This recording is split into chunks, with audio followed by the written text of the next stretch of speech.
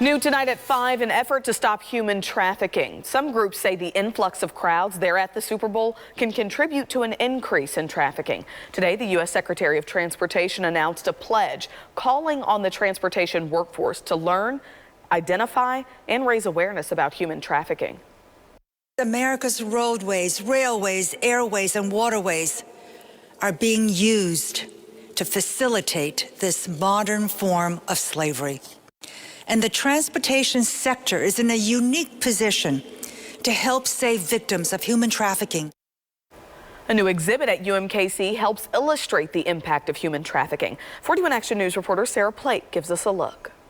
A lot of times we in society don't realize what sex trafficking really looks like. So several organizations are putting on an exhibit at UMKC where you can see real physical pieces of clothing and other items from people who are trafficked, like this dress here. This is from a woman who was trafficked from Mexico to Las Vegas. These are a little girl's sandals. They may be similar to your daughter's sandals, but the girl who wore these sandals was sold for sex. And this cup from a coffee shop in Europe used as a front for a trafficking operation targeting young women.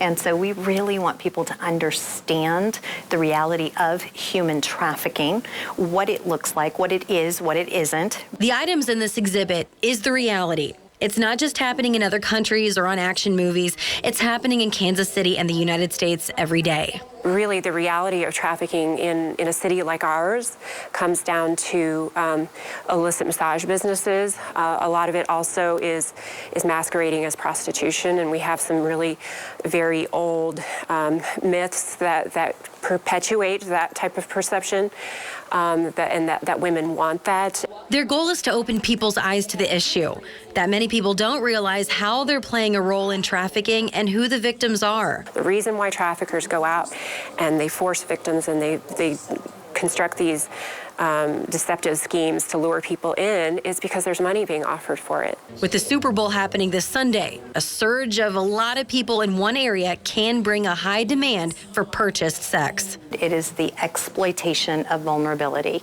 And so how did that person end up there? Back up to that question. And if it's a child, there can be no consent, whether given or implied. That is not the reality. Sarah Plake, 41 Action News.